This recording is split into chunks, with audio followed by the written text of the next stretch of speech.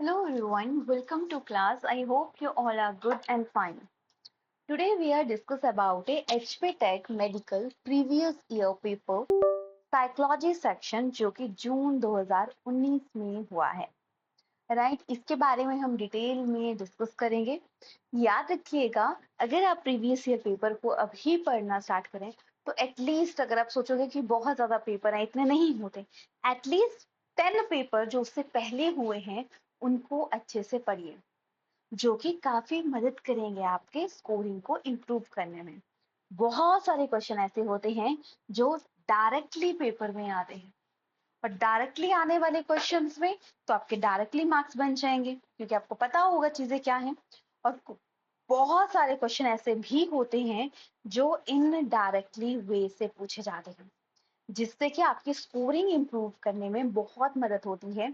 जिस तरीके, ऐसा नहीं कि आप खुद पढ़ रहे हैं, क्वेश्चन पढ़ा आंसर पढ़ा वैसे पढ़ रहे हैं, नहीं, अगर आप अच्छे से पढ़ते चल रहे हैं, उसके ऑप्शंस को भी डिटेल में पढ़ रहे हैं, तब आप उस चीज को अचीव कर पाओगे। राइट, तो उसी तरीके से पढ़िएगा, वीडियोस देख लीजिएगा। जैसे कि ज्यादा से ज्यादा कितना टाइम लग जाएगा आपका, 10 पेपर करने हैं तो 10 पेपर में 25 मिनट की ही वीडियोस हैं। राइट, तो आपके 5 आवर से भी कम टाइम लगेगा अगर आपने अच्छे से पढ़ना है। तो 5 आवर से कम में अगर आपके 10 में से 15 क्वेश्चन भी आ जाते हैं, मिनिमम बोल रही हूँ, मैक्सिमम तो कई बार पूरा का पूरा पेपर प्रीवियस ही आ जाता है, तो इतने भी आते हैं तो आपका कितने ज्यादा नंबर बन जाएंगे। ठीक है, वरना एक एक बार पढ़ते हैं फिर हर बार पेपर देने से अच्छा है कि एक दो बार अच्छे से तैयारी कीजिए एक बार, और उससे अपना एग्जाम को क्रैक कर लीजिए। राइट, बाकी बात करें पीडीएफ की, पीडीएफ आपको हमारे टेलीग्राम पे मिल जाएगी, उसे फॉलो कर लीजिएगा। और जो भी हम वीडियो अपलोड करेंगे, क्योंकि जो भी कंटेंट है इसमें डिटेल में हर क्वेश्चन का आंसर दिया है, जो कि आपके स्कोरिंग के लिए भी काफी ज्यादा इंपॉर्टेंट है। तो चलिए बात करते हैं आज के पेपर के बारे में।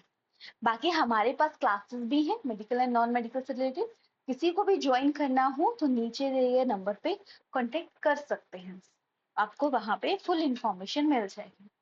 तो चलिए बात करते हैं, हम टॉपिक भी पढ़ेंगे और देखिए क्वेश्चन भी पढ़ेंगे, एंड साथ में मैं आपको बताऊंगी भी कि ये क्वेश्चन किस टॉपिक से आया है।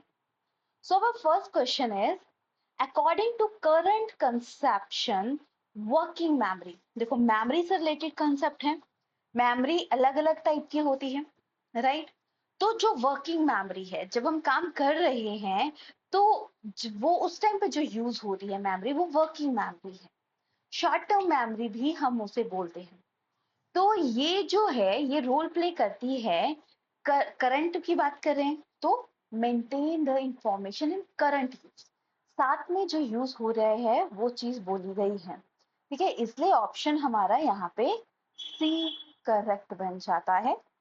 Now going to next question, some students were informed by their teacher that they had scored high on their aptitude test and had a strong potential for academic achievement. Consequently, those students are start participating more in class and studying longer hours to achieve high grade. That this is an example of social construct. तो ये किसका example है? Some students were informed by their teacher. They have a scored high on their aptitude test and a high potential उनमें है। तो वो किस चीज का है? वो सेल्फ फुलफिलनेस के अंदर आ जाता है। ये बच्चा खुश है, बिलीव सिचुएशन पे, उसका बिहेवियर इंप्रूव करता है, पॉजिटिव पॉइंट है ये। ठीक है, हमारे लाइफ में अगर हम स्टडी के अलावा चीजें करते हैं तो हम ये मत सोचो कि टाइम वेस्ट होता है। स्टडी के अलावा चीजें करने से हम ग्रो करते हैं। राइट, तो इसीलिए हमारा ऑप्शन यहाँ पे डी बन जाता है, क्योंकि हमें पता होता है हमारे पास कम टाइम है और कम टाइम में हमें सही आउटपुट करनी है, और सही आउटपुट के लिए हम अच्छे से काम करते हैं। और जब इंसान को आदत पड़ जाती है अच्छे से काम करने की, तो वो हर काम में अपना अच्छा बेस्ट ही करने की कोशिश करता है।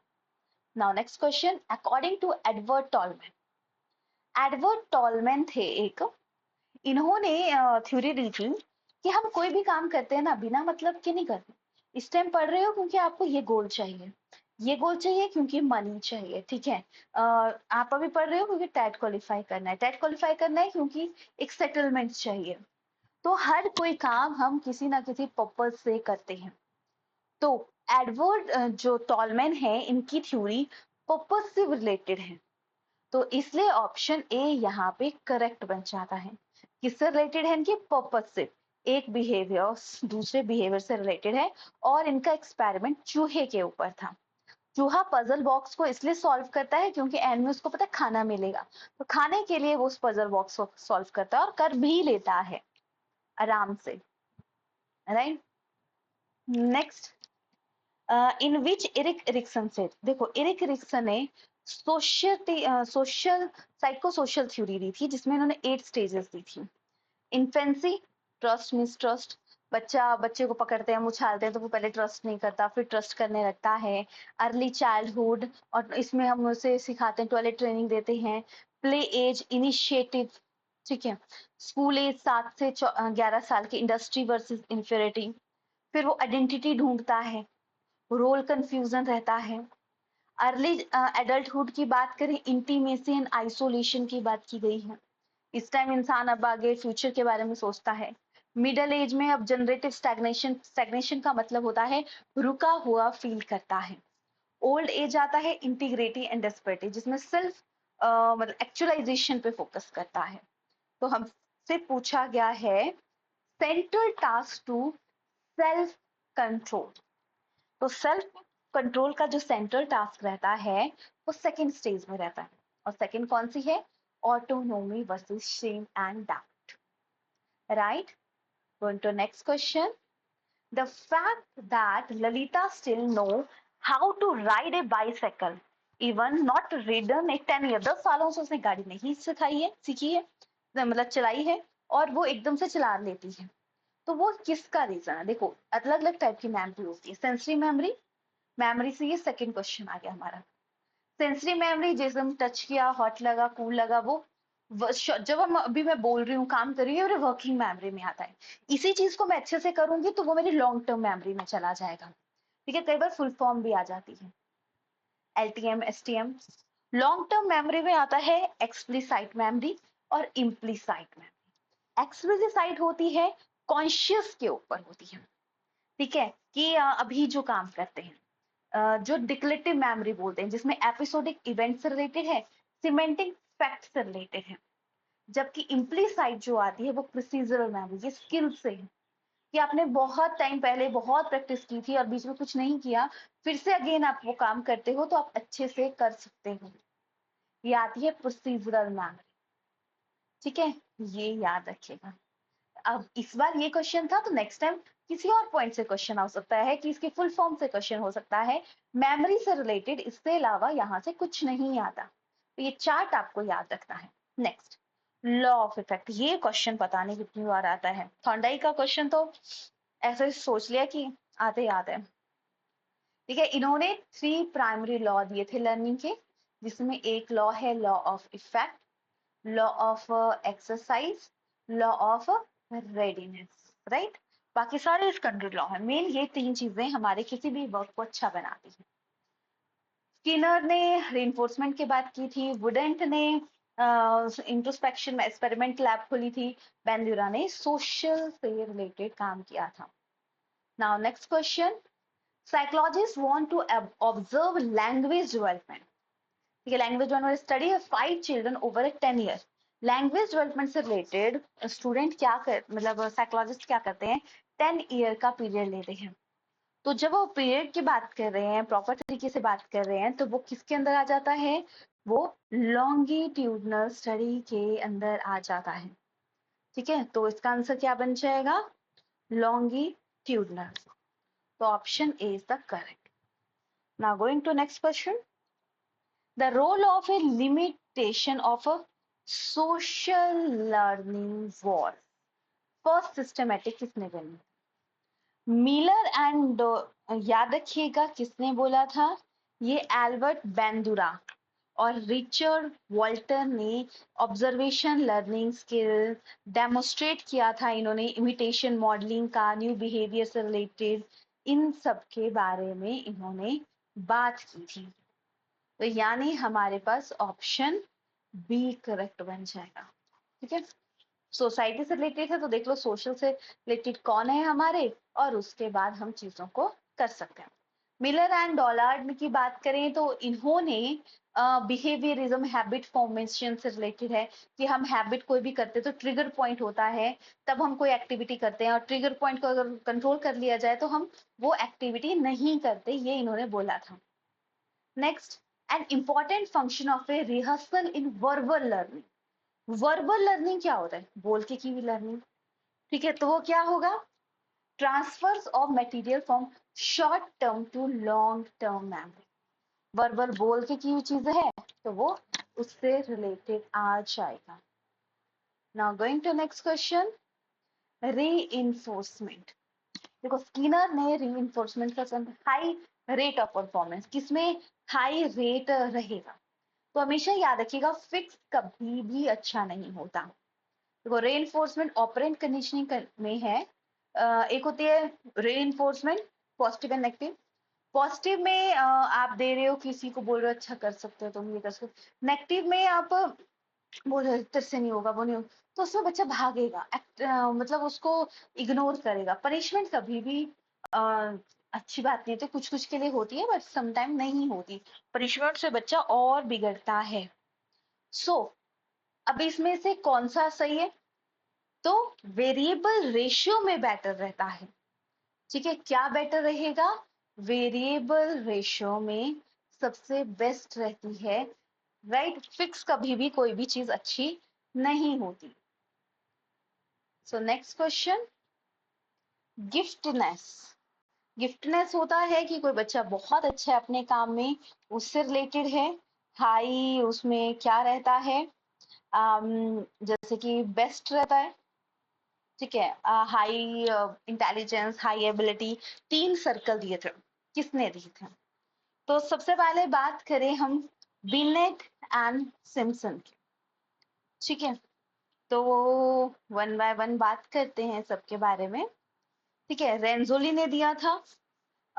कोनार्ड लॉरेंज की बात करें, ठीक है, सबसे पहले तो ऑप्शन करेक्ट कर देते हैं। कोनार्ड लॉरेंज की बात करें तो इन्होंने क्या दिया था? इन ऑस्ट्रेलियन जूलॉजिस्ट थे ये, इथोलॉजिस्ट बोला जाता है इन्हें। मॉडर्न इथोलॉजी के फादर हैं, एनिमल बिहेवियर पे, एग्रेशन वगैरह पे इन्होंने काम किया था। विलियम जेम्स फंक्शनलिज्म के फादर हैं। बिनेट की बात करें तो बिनेट ने इंटेलिजेंस के बारे में सबसे पहले बात की थी, ये आपको याद रखना है। ये कंसेप्ट अलग दिया था, बात अलग की थी, फॉर्मूला अलग ने दिया था, ये सारी चीजें याद रखनी है आपको। Emotional intelligence was first formally defined by. Emotional intelligence ज्यादा इंपॉर्टेंट होती है, ये किसने बोला था? सो अब देखो, इमोशन इंटेलिजेंस अगर अच्छी है, कोई इमोशनली स्ट्रांग है, आप उसे कुछ भी बोल रहे हो, उसको अपना फोकस पता है कि क्या करना है, तो वो आगे बढ़ेगा, ये क्लियर है। तो ये सबसे पहले सॉल्वे एंड मेयर ने बात की थी। अगर हम डैनियल जौहर एंड मार्शल की बात करें, पहले भी नाम था, तो इन्होंने लीडरशिप, कॉन्शियसनेस, क्वांटम सोसाइटी के बारे में बात की थी, mind, physics, new social vision के बारे में बात की थी कि कैसे एक्ट होता है, बैलेंसिंग कैसे होती है, माइंडफुलनेस कैसा होता है, उसके बारे में बात की थी। डैनियल गोल्डमैन ने भी इमोशनल इंटेलिजेंस पे बात की थी, और कुर्ट लुईस ने फील्ड थ्योरी दी थी। इन्होंने बोला था कि बैरियर लाइफ का ये होता है, ऐसा रहता है, आपको उसे अचीव कर लिया बैरियर को तो आप लाइफ में आगे बढ़ जाओगे, अगर नहीं अचीव किया तो आप पीछे रह जाओगे, ये इन्होंने बोला था। देखो डिटेल चीजें लिखी हैं। Now next, the procedure is called instrumental conditioning because the response is dash in getting food. तो ये किसके अंदर आ जाएगा? फूड है, पैवलॉव की थ्योरी है, तो इंस्ट्रूमेंटल कंडीशनिंग थ्योरी ये आ जाता है। नेक्स्ट, पैवलॉव से अब सेकेंड क्वेश्चन आ गया है। पैवलॉव कहाँ के थे? तो पैवलॉव एक रशियन थे, और इनकी थ्योरी किससे रिलेटेड थी? डॉग से रिलेटेड थी। कंडीशनिंग किया था, एक्सपेरिमेंट किया था, right. Now next question, dash means that each person in target population has an equal chance to select in a sample. आपको सिलेक्ट करना है, बट सबके पास इक्वल चांस है, रेंडमली कोई भी चूज किया जा सकता है, तो रेंडमली जब चीज की जाती है तो वो आ जाता है आपका रैंडम सैम्पलिंग के अंदर। किसके अंदर आ जाता है? रैंडम सैम्पलिंग के अंदर आ जाता है। Sorry, second option, right. Now next question, Pavlov से third question. Pavlov experiment on classical conditioning on dog to light several principles useful in habit formation. Habit formation पे भी इन्होंने बात की थी कि जैसे कि डॉग को कंडीशन कर दिया, वैसे ही हम अगर हमें कोई आदत छोड़नी है तो उसको किसी और से चेंज करो, ये करना है, खुद को मोटिवेट रखो, तो ये सारे चीजें, मतलब इन्होंने डिस्क्रिमिनेशन, रेनफोर्समेंट, एक्सटेंशन की बात की थी। यानी ऑप्शन डी हमारा यहाँ पे करेक्ट बन जाता है। Now next question, which of the following is a type of transfer of training? Transfer of training कर रहे हो, ठीक है, ट्रांसफर ऑफ लर्निंग बोल सकते हैं। तो ट्रेनिंग वर्ड यूज किया तो याद रखिएगा ये पॉजिटिव भी हो सकता है, नेगेटिव भी हो सकता है, जीरो भी हो सकता है। तो all of the above. Zero मतलब एक लर्निंग का दूसरी लर्निंग पे कोई फर्क नहीं पड़ा, नेगेटिव एक लर्निंग हिंडर डाल रही है आपकी दूसरी लर्निंग पे, पॉजिटिव की एक का दूसरे पे एक अच्छा इफेक्ट पड़ता है, ग्रोथ होती है। So right, next question, change of behaviour due to fatigue. थक गए हो, बिहेवियर चेंज हो रहा है। Drug and other intoxicant is not consider as. तो ये कंसीडर किसके अंदर नहीं किया जाएगा? ये लर्निंग के अंदर नहीं कंसीडर किया जाएगा, right. Option C is the correct. Next third question memory से related, cognitive ability least likely to show a decline in later life. तो क्या होगा? देखो अभी हमने मेमोरी के बारे में पढ़ा, sensory, short term memory, long term memory, working memory किसको बोलते हैं। तो अब इसमें पूछा गया है, क्या पूछा गया है कि following type of cognitive ability least likely decline the later life. तो क्या आ जाएगा? तो फैक्ट से रिलेटेड, कंसेप्ट से रिलेटेड जो चीजें होती हैं वो इसके अंदर आ जाता है। तो ये सारे टाइप है। मेमोरी से पहले तो क्वेश्चन नहीं आते थे, बट अब पूछे जाते हैं, तो आपको चीजों को याद रखना है कि क्या किससे पूछा गया। तो ये आ जाएगा सिमेंटिक मेमोरी के अंदर। अब फ्लूइड इंटेलिजेंस एक नया वर्ड है। फ्लूइड इंटेलिजेंस होता है, इंटेलिजेंस एक क्रिस्टल इंटेलिजेंस होती है, एक फ्लूइड इंटेलिजेंस। फ्लूइड इंटेलिजेंस होती है जो आप साथ साथ काम कर रहे हो और उसको साथ साथ यूज कर रहे हो, मतलब आप प्रैक्टिस कर रहे हो और उसके साथ साथ आप चीजों को यूज कर रहे हो, वो इसके अंदर आ जाता है। Next question, the sharing of information about oneself is refer to as. Sharing करें इंफॉर्मेशन को वन सेल्फ टू अदर, तो क्या करें? सेल्फ डिस्क्लोजर कर रहे हैं, ठीक है, खुद को शो कर रहे हैं कि चीजें ऐसी हैं, चीजें वैसी हैं, तो ये आ जाएगा। अब बात करते हैं नेक्स्ट क्वेश्चन की। सो नेक्स्ट क्वेश्चन हमारे पास आता है, which theorist revised the Sigmund Freud stage of development, replacing the psychosexuality? Sigmund Freud की किसने चेंज की थी कंसेप्ट को? तो अगेन एरिक एरिक्सन से क्वेश्चन है, दो क्वेश्चन। पैवलोव से तीन क्वेश्चन आ गए, फ्रेंड एरिक एरिक्सन से दो क्वेश्चन आ गए, तो पांच क्वेश्चन तो यही हो गए, राइट। तो एरिक एरिक्सन ने किया था, अभी हमने इसकी स्टेजेस के बारे में पढ़ा, तो आप देख सकते हैं ये स्टेजेस क्या है। बाकी और साइंटिस्ट की बात करें एरन हॉर्ने की, तो ये साइको एनालिसिस है, जिनका फील्ड साइको एनालिसिस में काफी ज्यादा रोल है। फिर बात करें इनकी कंट्रीब्यूशन थी पर्सनैलिटी से रिलेटेड, न्यूरोटिक नीड से रिलेटेड। फिर वॉर्म एनवी की बात करें तो ठीक है, ये फिर आते हैं एल्फ्रेड एडलर, एल्फ्रेड एडलर, थोड़ा सा बोलने में हो गया। क्या देखिए, इंडिविजुअल साइकोलॉजी के बारे में इन्होंने फोकस किया था, अंडरस्टैंड किया था लाइफ एक्सपीरियंस को। फिर हमारे पास आते हैं विक्टोर फ्रैंकल, नए वर्ड है, ठीक है, man search for meaning, best known founding logotherapy, इसके ऊपर इन्होंने वर्क किया था, ठीक है। कैंप्स ड्यूरिंग वर्ल्ड वॉर 2 के टाइम एक्सप्लोर किया था, finding the meaning of life, जो सिचुएशंस पे जूझ रहे हैं उन सब की। अकॉर्डिंग टू सिगमंड फ्रॉइड से second question, a child who grabs food from another child, वो छीन रहा है। तो ये वो टाइप का बिहेवियर है जब बच्चे बोलता है मुझे तो चाहिए, जो मर्जी कर लो, मुझे तो ये चीज चाहिए, तो वो ईद के अंदर आती है, राइट। ईगो में फाइंड आउट करते हैं, अच्छा जरूरत भी है तो ठीक है, नहीं है जरूरत तो कोई बात नहीं, इसमें वो करना। सुपर ईगो में मॉरलिटी पे, कि ईद में बोलता है मुझे चॉकलेट चाहिए, ईगो में बोलता है चलो ठीक है थोड़ी बहुत खा लेते हैं, सुपर ईगो में मैं तो डाइट फॉलो करूँ, मैं तो नहीं खानी तो नहीं खानी, ये ठीक है, मतलब इसमें पंक्चुअल होता है बच्चा। बात करें विच of the following learning theory first demonstrated when neutral stimulus, again Pavlov से फोर्थ क्वेश्चन एक पेपर में पूछा गया है, तो आप समझ सकते हो कि कितनी इंपॉर्टेंट है। ठीक है, कहाँ के थे, क्या थे, एक्सपेरिमेंट क्या था क्या नहीं था, सारे याद रखना। मैकल डोमजेन की बात करें, नया नाम है, नोट डाउन कर लेना। एनिमल बिहेवियर पे बात की थी, कंडीशनिंग की बात की थी, क्लासिकल बिहेवियर की बात की थी, कंडीशनिंग की बात की थी, एनिमल मॉडल साइकोलॉजी की इन्होंने बात की थी। बेंड्यूरा की बात करें, इन्होंने सोशल से रिलेटेड पर्सनालिटी पे क्या फर्क पड़ता है उसके बारे में बात की, right. Now next question, the use of a polite word such as please, thank you, everyday speech में यूज करते हैं, तो वो किसके अंदर आता है, वो प्रैग्मेटिक्स के अंदर आता है। ठीक है, मॉर्फिन होता है, मॉर्फिम होता है कि जब हम word meaning of a word, morphologist की स्टडी आती है।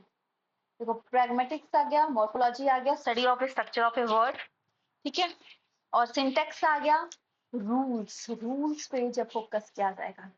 सिमेंटिक आ गया, study of meaning of language, language के मीनिंग पे फोकस किया जाएगा, तो वो आ गया semantics. Next, according to theory of a cognitive development proposed by Lev Vygotsky, children best by working, कैसे होता है, तो बच्चा अच्छा होता है with adult and advance period, environment से चीजें सीखता है, और जैसा एनवायरनमेंट होगा बच्चा वैसा ही सीखता है, ये कब से बोलते आए हैं। Next, tendency to attribute your success deposition factor and your failure situation fact is called, तो ये सेल्फ सर्विंग बाइस के अंदर आ जाएगा। Option B is the correct. Now next question, free will play the greatest role in which of the following, freely behave करना है, Skinner की तो अलग बात की, free behaviour, Carl Roger humanistic के बारे में उन्होंने बोला था, तो ये आ जाता है। ठीक है, हैंस एरिक्सन के बारे में पढ़ा, विलियम सैंडर ने वो दिया था कि पर्सनालिटी के टाइप, एक्टोमॉर्फिक, मीजोमॉर्फिक, एंडोमॉर्फिक, पहले 3 थे, फिर बाद में 5 स्टेजेस डिस्कवर हो गई थी, ये भी याद रखता है। Now next question, what term is best, देखो लैंग्वेज से related second question, smallest meaningful unit of a language, तो स्मॉलेस्ट मॉर्फिन आता है, ये चीजें लिखी हैं, मॉर्फोलॉजिस्ट की स्टडी होती है, सिंटेक्स, सिमेंटिक्स, ये word same as it is, 2 question आपको 2019 दिसंबर वाले पेपर में मिल जाएंगे।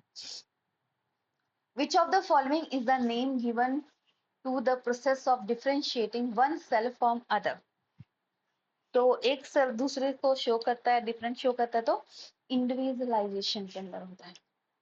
Option B is the correct.